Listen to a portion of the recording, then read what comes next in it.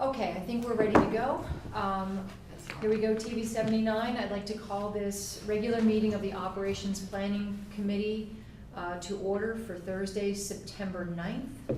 Thank you for being here. We're missing a couple of people, our Planning and Zoning representative and our RTM moderator this morning. So with that, we will get started, and I will turn first to Board of Ed Chairman Duke Deneen. Good morning, everyone. Good morning. Sorry, I'm the late person coming from another meeting. Thank you for waiting. School is open. We are back in person. We are back with masks on.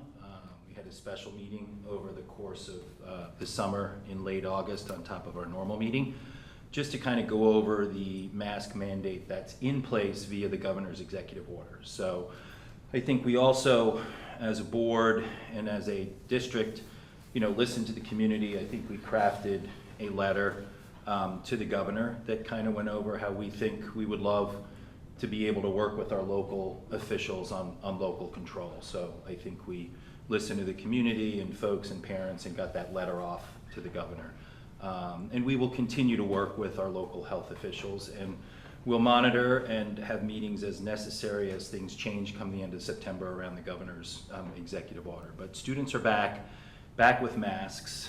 I was able to kick off a meeting with over 50 new teachers at Tokenique. The energy was real. It was exciting to see all these new faces, some folks coming back to the district, other folks joining the district, and clearly a group of people that want to be here and wanted to join the district. As much as we put them through a very rigorous interview process, they clearly wanted to be here. So there was a great energy in the room, and also got to quickly meet our two new teachers and residents who have joined the district, which is very exciting. So they were really excited to be here. And then First Selectman Stevenson and I got to attend Convocation, where I think Jamie and I will both agree via a clip from the Wizard of Oz production. There was incredible energy in a packed full high school auditorium with almost everyone there in terms of teachers and administrators. So there was good energy. Dr. Adley did an incredible job kind of teeing up the year. I spoke briefly also and said, we are a district in motion. If you think back over the course of the last year with in-school, remote, and hybrid, it seems to me when I look back, we never stopped. We're moving forward with building a new school. We move forward with proposing and with the help of the town and the rest of the community, renovating 3 additional schools. We've moved forward with a strategic plan. We've continued to invest in, our educational system. So I think it was a great kickoff to the school year.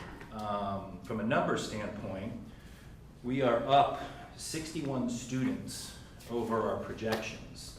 So we are beginning the year with 4,655 students. We are plus 61 students in K through 5, with most of those, I think 44, believe it or not, at Ox Ridge. So clearly, folks moving in town have gotten wind that we're building a new elementary school, and the Ox Ridge real estate market has been hot. So middle school, we are actually down 2 students, and high school, we are down 8 students. So net, we're up about 51 students year over year. Interesting, I don't know, I think Mr. Palin passed around an interesting article where New Canaan is down 88 students year over year. So they're going to dig into, and they haven't finalized their numbers yet, but that's kind of an interesting trend over there, because that also, to my understanding, is a good real estate market. New Canaan mentioned when they were down the students, but it didn't really change the number of sections or teachers, because it sort of came out proportionally. Right. How did the increase in Darien's enrollment affect, like, more sessions than we expected or less? Yeah, what it did was we started the year with 109 elementary sections, so we were 3 up over our projections. So we added 3 sections in terms of staying in line with our recommended guidelines around class size. And 50 new teachers, is that a high compared to other years? So great question. It's teachers, administrators, staff overall. Okay.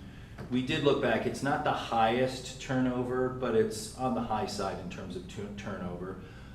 It's a great question, and you know, Rich is trying to find out a little more, as is Marge. A lot of it is just people making decisions after a year of COVID. So they stayed out for a year and then came back? No, just in terms of resigning, retiring, moving on, deciding not to teach. There was a component of that in terms of the amount of people that left. We did have also, which is challenging, there is, it should be very clear to everyone, there is a serious teacher shortage. So it's challenging, and we had 2 teachers resign literally days before school opened. Oh, Which, as anyone knows, is a challenge. But Marge, and, you know, again, we continue to be a district that attracts talent, so I think Right. that's a good thing. Yeah. I read an article recently, Duke, that stated that teachers are the largest sector of the government workforce that's looking to leave their jobs. Yeah, yeah, and that's scary. Yeah, it is scary. It really is. Dude, there's I'd been a lot love of to know press more on about bus. why. Yeah, yeah. There's a lot of press on busing, I think shortages of bus drivers, I think throughout the state. Yes, yeah, so, good, I'll roll right into that quickly. You think we practiced, but we didn't, no, thank you, Jim. Overall, you know, we had this week, some concerns from parents with one bus route. That's also that extra bus route we added, there was an issue with timing, so, the transportation group is working through that. That bus is also supporting us in terms of the swim team and getting them to the Y. So I will tell you, thanks to our transportation group, we are fully staffed and have the right amount of buses for our drop-offs and pickups. They are, I think, last check, 34 bus drivers short in the area, which has impacted schools' ability to open up last week in some districts. So we are lucky with the amount of buses we have for pickups and drop-offs. We are short then bus drivers and short equipment for the after-school activities. But the transportation group is working tirelessly with parents to figure out how that works. You know, there was some vans available and some buses available, and some sports teams did get to where they're going, but I know they're working with the local teams and team captains to figure out, you know, if and when transportation is needed. But it's nothing we did not try, or, you know, there's been comments out there, how could we have not have budgeted or reserved? We did everything we normally do to set up the transportation for not just school, but all the extra activities, and there just is not the drivers and there's not the equipment. And again, from a production standpoint, there's no buses in terms of being manufactured and the delay time in getting new equipment too. So we're lucky, we upgraded our fleet over the last 2 years, and based on our relationship with First Student, you know, we're in a good place other than the extracurricular activities. Is the shortage of bus drivers due to the generous unemployment benefits? 'Cause That, my they- understanding is that is a component of it, yes. Okay. Yeah. And maybe that coming COVID to too, an end. right? Yeah, I think it's a combination. I mean, there's a job where you got 20 to 30 kids on a bus trying to be a disciplinarian with put your mask on, don't put your mask on, cleaning buses and stuff like that. But I think it's a combination, yeah. That's right, I saw First Student has billboards on 95 that they're hiring and so forth, so it sounds like they're actively trying to. Yeah, yeah, absolutely. So the teacher shortage, and I want, we No, can no, sidebar on this too. Is this something that is statewide? It's statewide, it's region-wide. I think it's national. I think I think it's national too.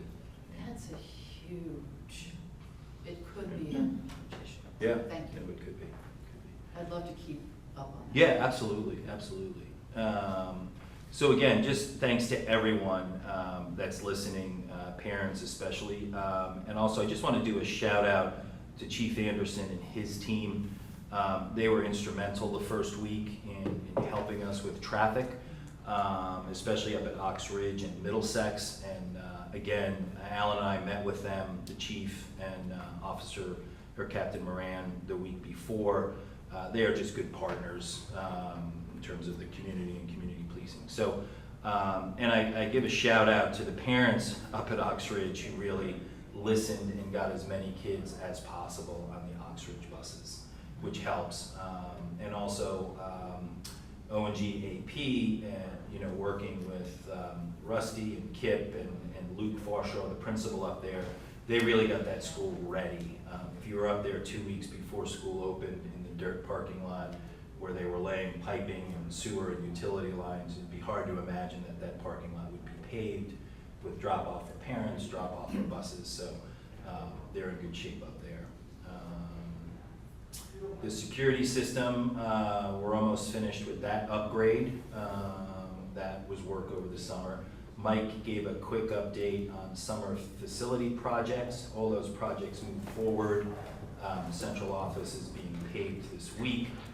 There were 2 issues with summer projects on carpeting for the high school in Middlesex, and that was not able to be done. Literally, the material could not be guaranteed, and the material was twice the cost of what had been budgeted, so we'll continue to monitor that closely.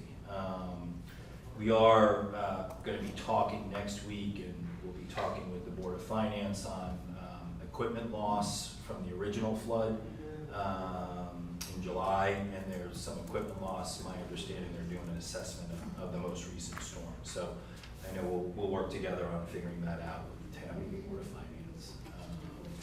I think what else? We just finished a finance committee meeting.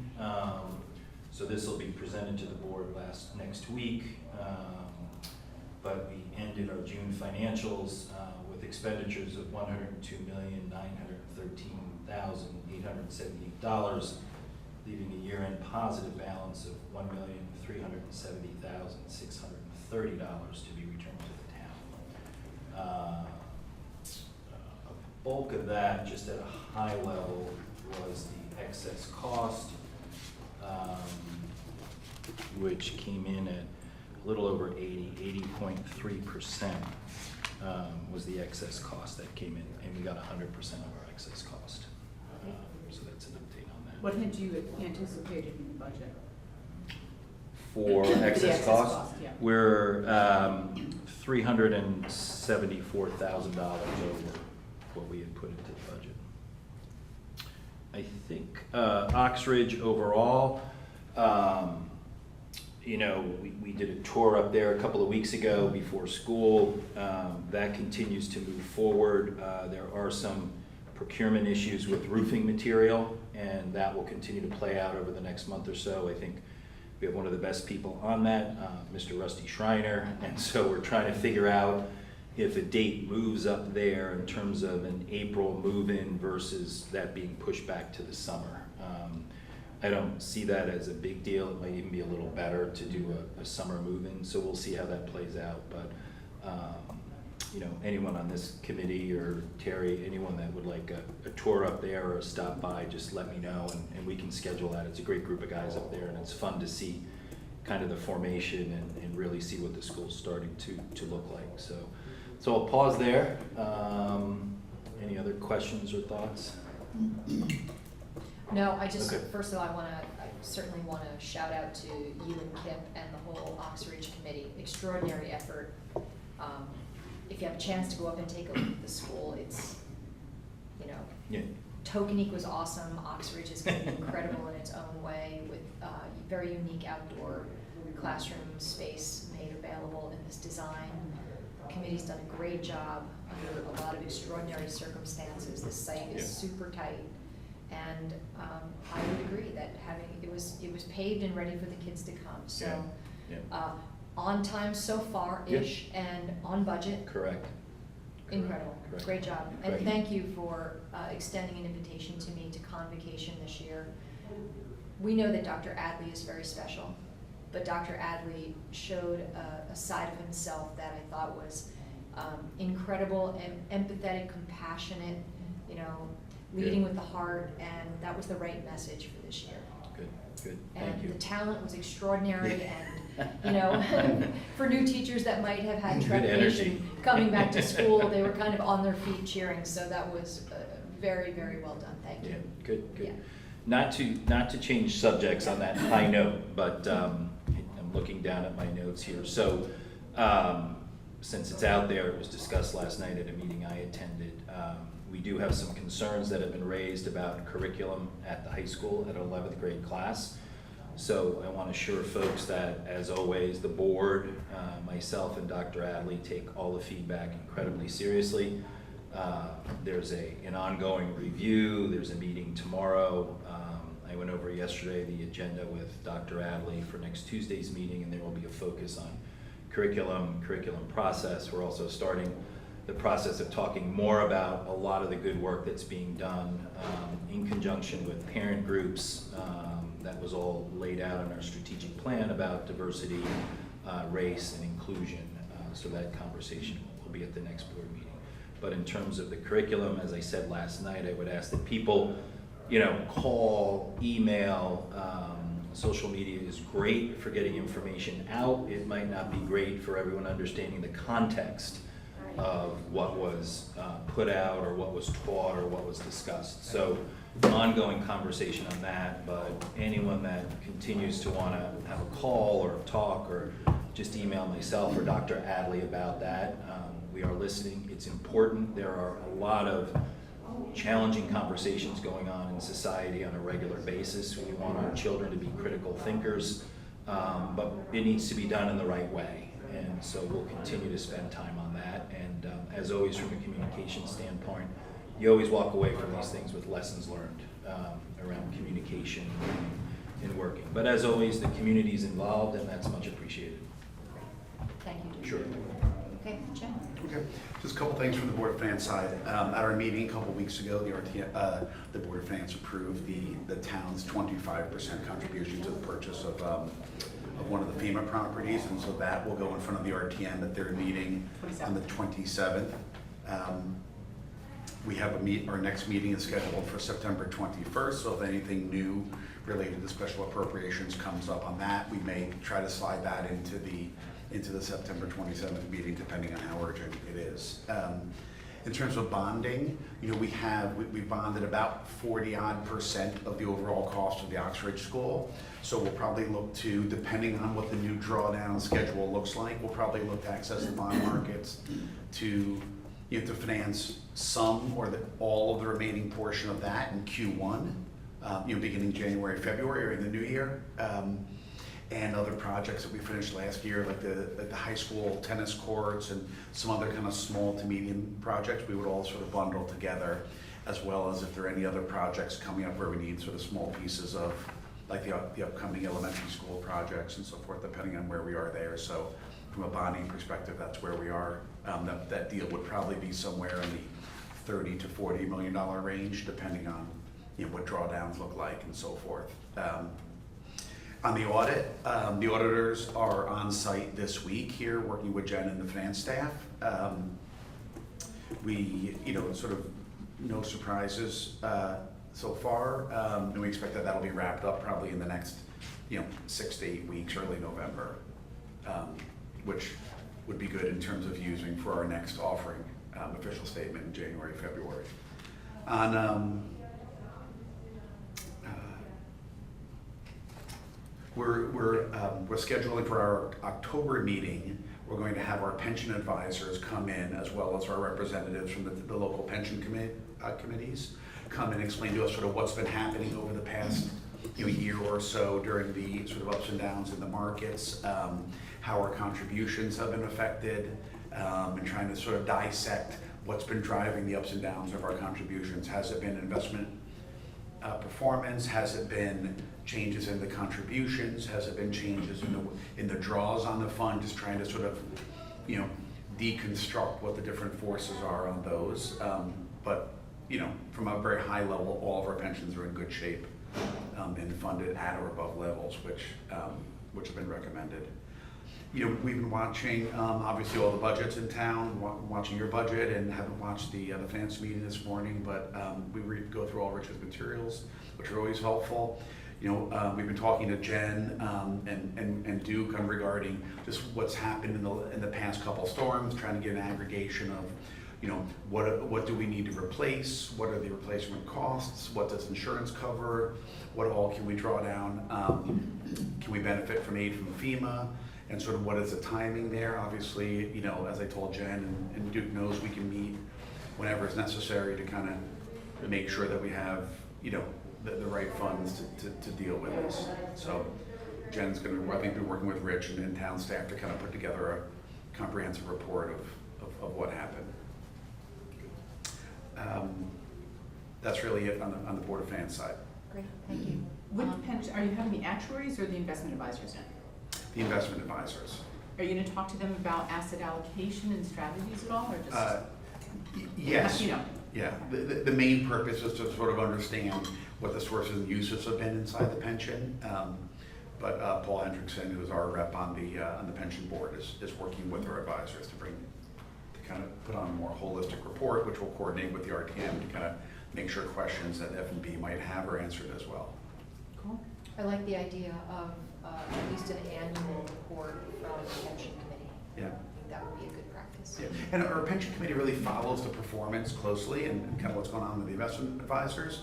But I think understanding sort of how the different forces are affecting our budget, I think is important in terms of overall budget planning. Yeah. They do a great job. They're just very opaque to, you know, Yeah. the rest of town government. Yeah. So to the extent that the Board of Finance could make a practice of, you know, bringing them to you once a year, I think that would be great. Yeah, and as you know, like certain contracts, you know, we've been successful in terms of moving from defined benefit to defined contribution for new employees.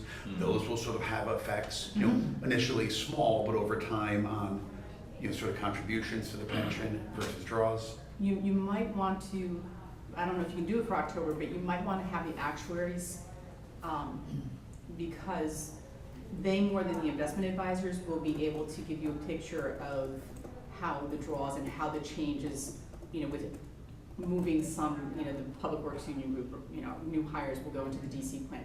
The actuaries will be better able to tell you how that would impact contributions to the DB plan. Well, yeah, and I think that's what we want to look at. Well, what is the PV change Yeah, versus what is the cash flow change of Yeah, kind I'm of saying- moving one? the investment advisors aren't gonna be the ones to tell you that. Correct. And that's why, like, our focus is really on the cash flows, how we're funding them, what are the ups and downs, as much as the pension committees themselves are really focused the most on the performance. Yeah. But- I would bring all the team. I'd bring in the whole team. Okay. When will this be? October. Our October meeting, which I don't have the date in front of me, but I think Usually it's. you're the third Tuesday, I think, aren't you? Yeah. I'd love to watch that. Great. Thank you, Jen. Okay. Terry?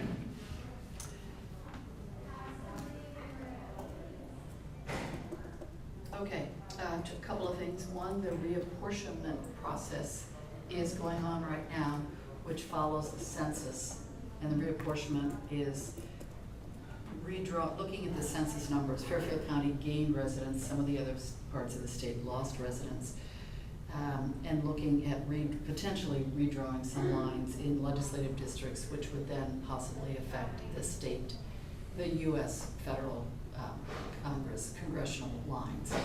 So that's happening now. I did send out an email a couple of days ago. There was a public hearing last night in Hartford.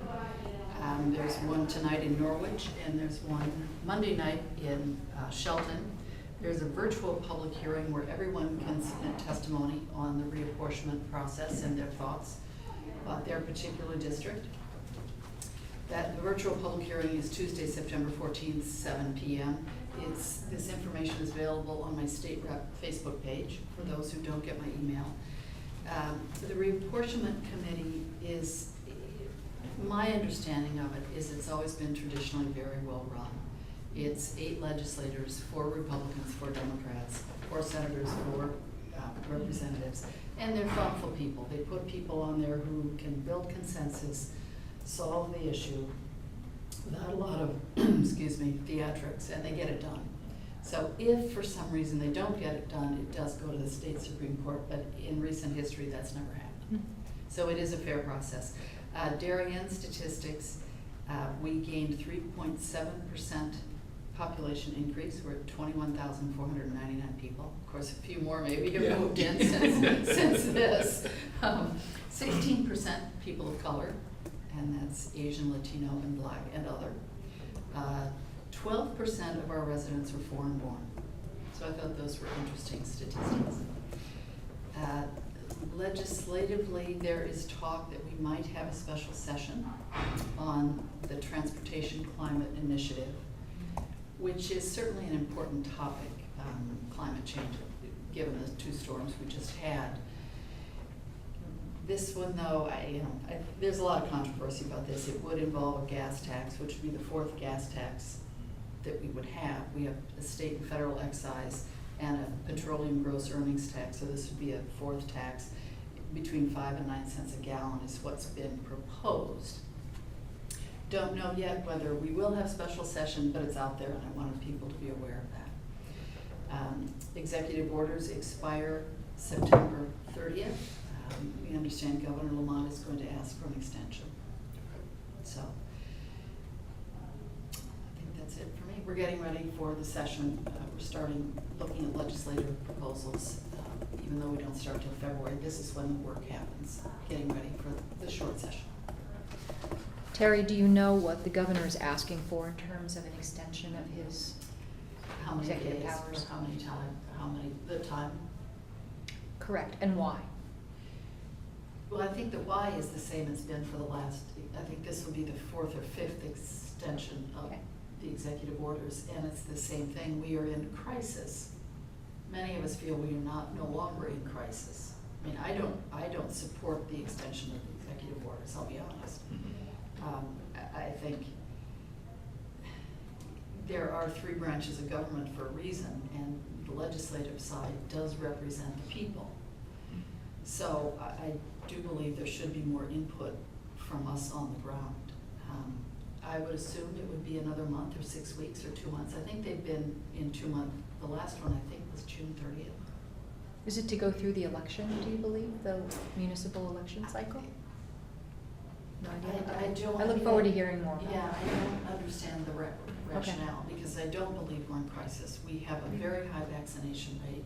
Yes, the latest variant has had some bumps. The hospitalizations are down. I think Darien is would have those statistics, 90% vaccinated, and I think this. Those who are eligible. Yeah, One important thing to remember is that we have 89%. quite a large population that is Oh, kids. students That's and, right. Under. and therefore not eligible. Right. We have, just to give you those data points, we have 21,000, this says 727, so there's some difference in the census data from this data. Darien residents, there are 17,132 who are vaccine eligible. So the rest would be kids, right? 4,595 under the 11 and under who are not eligible, but of those eligible, 89% have been fully vaccinated, which is outstanding. Yeah, And I think that's similar all along this section of Connecticut. yep. Terry and Jamie, I noticed on the governor's update yesterday, for the first time, they reported the percent of hospitalizations which are unvaccinated people. Yes. And I think that was close to 75%. Largely those that are being hospitalized for COVID right now are unvaccinated. Right. Huge percentage. And that is our experience here too. We continue to have cases, a couple of cases almost every day, not to extraordinary volume, but all of those cases are either no symptoms or mild symptoms, and we've had no hospitalizations. And I think that's largely due to our vaccinated population. We have, I think, as of last night, 10 cases from a school district standpoint. Okay. That's a combination of teachers and children. So. Mhm. And has the sort of quarantines, There are 10 people quarantined on top of that. okay, which is a The smaller ratio. Quarantines have been a lot less based on the guidelines we're using for Good. quarantine. Yeah. Okay, great. Okay, thank you very much, Terry. Appreciate that. I'd like to hear more because I know things are ramping back up for the legislative session, so appreciate that.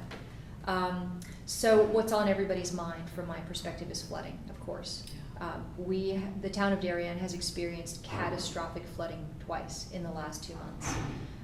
With Tropical Storm Ida, we received 7 inches of rain in a 6-hour time period. We have rain gauges in 2 locations in town that we use to, measure the rainfall, how much over what period of time. And for Tropical Storm Ida, for a good bulk of that 6 hours, we reached 500-year storm levels. For Elsa, we received 5 inches of rain in 6 hours. But over that period of time, it equated to between a 25-year and a 50-year storm. So what does that mean, 500-year storm? That means there's a 1 in 500 chance in any given year that you would have a storm of that magnitude. There's lots that needs to come from this because our community was decimated. Homeowners, small businesses impacted, the likes of which I have never seen before. We know that there's certain businesses in town that have always been flood vulnerable, but Tropical Storm Ida. Hi, Karen. Okay, I'm gonna be a little bit. Okay, Can awesome. you leave it? I'm sorry, excuse me 1 second. Can you leave it and we can bring it back? Sure. Okay, thank you. We have had businesses that were impacted with Ida that have never been impacted before. The most significant example for me is Stop and Shop in the Goodwives Shopping Center. The Goodwives River is a difficult watershed for us, but Stop and Shop in the store has never flooded before, and they've been closed for a week because they got flooding inside completely throughout their building and had to rebuild some infrastructure. Unfortunately, there was no presidential declaration for Tropical Storm Elsa. Darien was locally impacted like no other community was. According to our regional FEMA representatives, there were 26 FEMA flood claims filed from the town of Darien, the largest number of flood claims for any community in the Northeast FEMA region. But because it was localized to Darien, there was no chance that we were going to reach the financial thresholds that are required to facilitate a federal disaster declaration. We believe that that's very different for Ida. Communities throughout Southwest Connecticut and even into Litchfield County experienced severe damage. So between now and the 16th of September, we are aggregating all damage assessments from our residents and from our small businesses. It's imperative that folks send to our emergency management director their damage assessments, because that's how we value and help our surrounding communities to reach those financial thresholds that are necessary to facilitate a federal disaster declaration. You need the federal disaster declaration to access FEMA funding and possibly small business funding.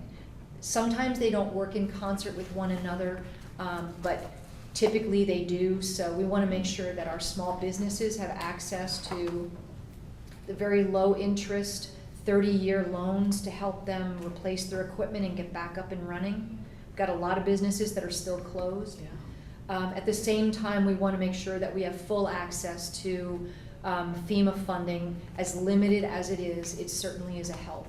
We don't have any local disaster relief funding. And that's probably a conversation for another day, with the need. That would be a good conversation to have with the Board of Finance at some point in time. As was already mentioned here, town facilities took a big hit. In both of the storms, the town garage flooded severely in Elsa. It flooded to epic proportions during Ida. We've lost equipment. Hindley School was closed for a number of days because of flooding in the basement. The good news is that we didn't have coastal flooding with this storm, which would have exacerbated a really difficult riverine flooding situation. So there will be a press release that's going to go out code red and posted on the website telling people how they can return their damage assessments to the town. And that's today, or? Yes, Okay. it will be posted hopefully before midday today. Thank you. I've communicated with Congressman Himes, with Senator Murphy, several times with our state delegation, and had the opportunity to have the in-person ear of Governor Lamont last week at an unrelated event to tell him about the severity of the flooding in Darien. So I'm really hoping that outreach makes a difference in getting what we need. So what are we doing as a town in response to this? That's the biggest question on everybody's minds, because people are, quite frankly, they're flood weary. Yeah. And some of our local businesses just say that they're not sure that they want to open their doors anymore, which is a pretty significant statement. Our emergency management director continues to work with our repetitive loss homeowners on their FEMA filings. We have one that's going before the RTM in September. There may be more, but that process has not worked itself through. We're working very closely with the Darien Chamber of Commerce and our Small Business Association liaison to facilitate assistance to our impacted small businesses. On the 20th of September, we're holding 2 meetings. At 6 p.m., the Board of Selectmen is holding a public listening session for residents and business owners to talk to us, to yell at us if they need to give us comments about their experience with flooding from Elsa and Ida. It's important that we hear their thoughts. And then immediately following that, at 7 p.m., the Board of Selectmen is hosting a special meeting with our local experts, Director of Public Works, Director of Planning and Zoning, Craig Flaherty, who's the chairman of our sewer commission, but also chaired the Flood Mitigation Strategy Committee back in the 2000s, to talk to us about flooding then and flooding now, and all the things that we've done over the last 10 years, what we may have left on the table, and what we need to do going forward. That's the discussion that we need to have. While all information about past floods and flood resource information has been on our website, Linda and Karen in my office have been working to sort of aggregate that into a storm resources page that's posted on the town website, so it's easier to access. One of the things that we do need to talk about that the legislature facilitated last year was the ability for municipalities to convene a storm water authority. We need to learn more about that and what that might mean for the town of Darien, if that would be a positive for us, what kinds of support that might access. And we also need to understand the role of our Environmental Protection Commission with their Flood and Erosion Control Board hat on. Is there more that we can do through that agency? Should it be separated as a separate agency? So lots of big strategic conversations that we need to have. We had those back in 2007, 8, 9. We certainly need to have them again. Because whatever the reason, climate change or otherwise, we are clearly in a period of increased storm severity that requires the town to take a new look at our watersheds, our drainage policies for new construction, and to help protect our water courses and our coastline. And the more difficult task of what, if any, capital flood mitigation projects, called hardening projects, should be considered based on the overall positive or negative watershed impacts. While it is not reasonable to manage to a 500-year storm event, there must be more we can and should do to help mitigate the impacts of flooding. Switching gears, as you all know, this is kind of the auspicious 20th anniversary of 9/11. We will have our traditional ceremony the morning of 9/11, Saturday morning, behind Middlesex Middle School at our wonderful 9/11 memorial that was created by Josh Doyne. Yes. Way back when. And interestingly, we have a sister city that many people might not know, Darien, Illinois. I say it that way because they say it differently. And Mayor Marquez from Darien, Illinois has reached out to me because as part of their 20th remembrance of 9/11, they will be honoring the 7 individuals from the town of Darien, Connecticut that perished on 9/11. We don't mention those names in our ceremony because we know that 9/11 impacted everybody in one way or another, friends, relatives, colleagues, etc. But I'm deeply moved that our sister city would take this on this year. And while we can't travel to that ceremony, they're going to be sending us a videotape of the ceremony, which we will make available on TV 79. Our first responders will be partaking in many 20th Remembrance events over the course of this week and weekend. And given the recent events in Afghanistan, this 20th Remembrance takes on historic significance. So on behalf of the town of Darien, I extend my deepest gratitude to all of our first responders who stand ready every day to support our town and communities beyond when the unthinkable happens, to all those everyday times that they're heroes for us, and who've reached out 20 years ago to lend a hand, to help, or to comfort those who needed comfort. COVID-19, we've talked a little bit about that. New cases continue, not to a significant proportion. We analyze that every day in response to what many towns have done, have imposed a town-wide mask mandate for businesses and other agencies. We do not believe that our caseloads warrant imposing a town-wide mask mandate at this point in time, but we do look at that every day. We talked about Ox Ridge.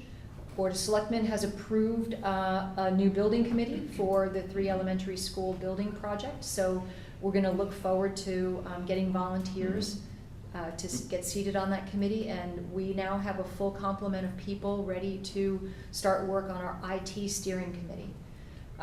There's lots more going on. It's been a busy summer too for the Board of Selectmen. We don't ever pause.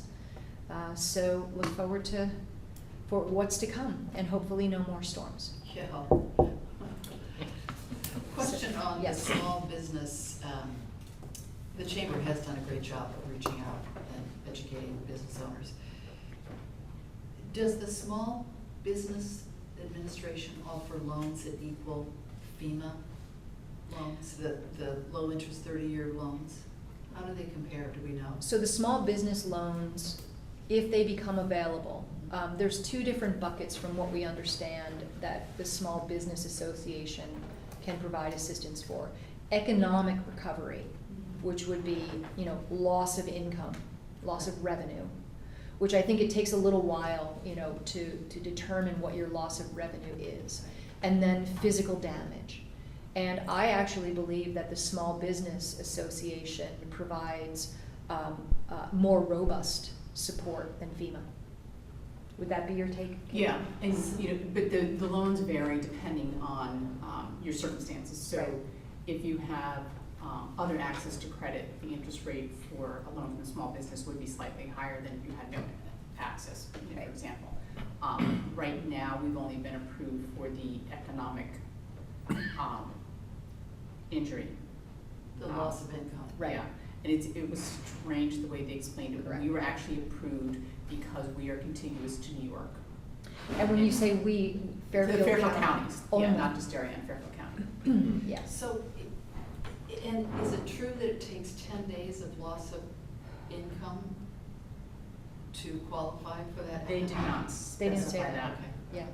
We have a great individual, Christine Sullivan, Yes. that we work with from UConn, who's been really helpful. And once we have more information about a federal disaster declaration, and if the SBA will be providing physical damage coverage, we're going to host a webinar for all local businesses and homeowners too.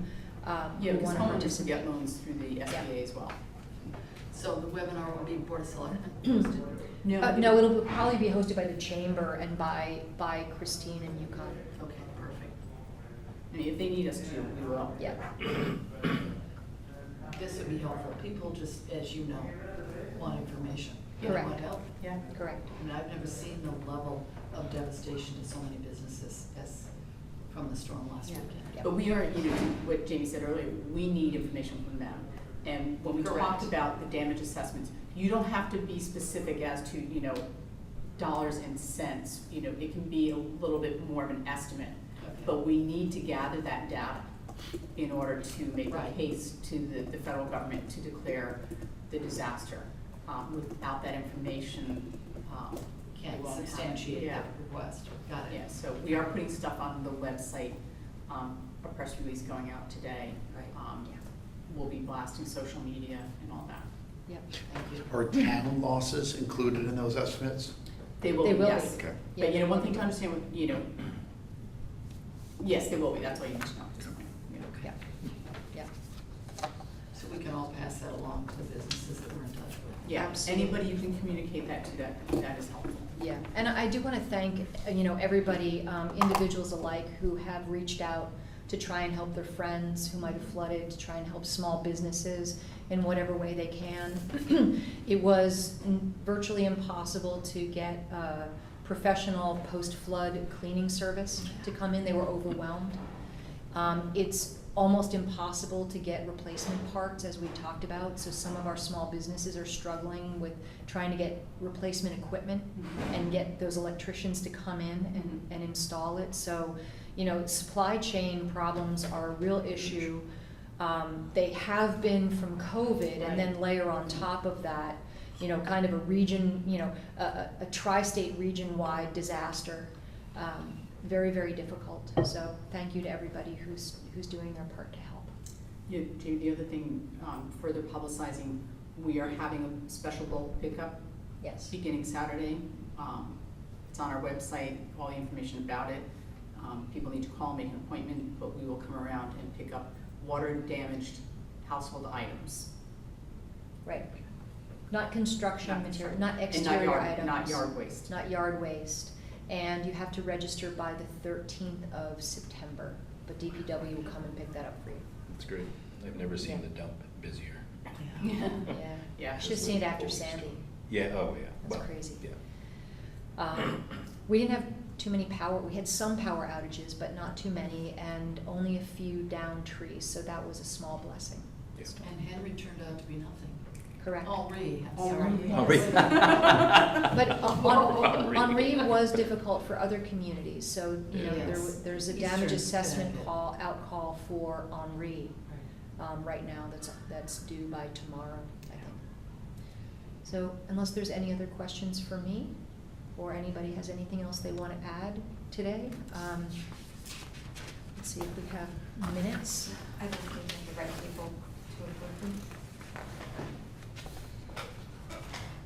We have Duke? Yes, correct. Okay, we don't have enough people to vote on the minutes, so What's your quorum? we will do that. Probably one more than here.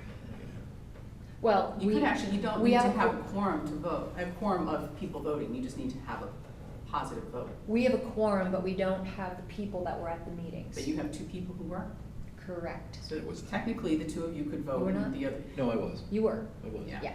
Yeah. and actually, I they know. could, well, Terry can't vote ever, but, Jim could vote, if Jim believed the minutes were correct, there's nothing that says he can't vote. So I don't know why. Heavy responsibility. I don't know why I don't see you, Duke, on the July 8th minutes. Because I did not speak. We Is went. that when we got him off? Yeah. Yeah, there was everyone started talking and then going in order, and then it just, yes. I answered a few questions, but I did not speak. Okay, but you were I here. should Yes. have had you in attendance though. Yeah, yeah. Yes. Okay, well then, why don't we, if you're inclined, why don't we go ahead and approve these minutes? Does Have that you be seen good? them? Yes. No, I have, yeah, right. thank you. I'll just add you in attendance. Great. All right, so we have meeting minutes from June 10th. I'll entertain a motion to approve those. I'll motion. Do I have a second? I guess that's you, Jim. Okay, any further discussion about these? No. Okay, okay. All those in favor, please say aye. Aye. Okay, opposed, abstentions? Motion Abstain. carried. Okay, okay. Okay, we have July 8th meeting minutes, motion to approve. I will motion to approve. Duke moves, I have a second, Jim. Any further discussion, edits, additions? Okay, all those in favor, please say aye. Aye. Abstentions, objections, Jim Abstain. abstains. Okay, great, all right. Thank you very much. Thank you. Thanks, Jim. Yeah. Hopefully folks can attend the 9/11 Yes. remembrance. What time is that at ceremony. Middlesex? No. Folks start to 8:30. gather at about 8:20, 8:30. Got it, okay. Yeah. Right behind Middlesex. Yeah. It's all just been recently paved back there, Yeah. so Okay, cleaned up a little bit. Motion to adjourn. Make a motion to Duke adjourn? moves, seconded by Jim. All those in favor, please say aye. Aye. Great. Thank you all very much. Thank you. Thank you.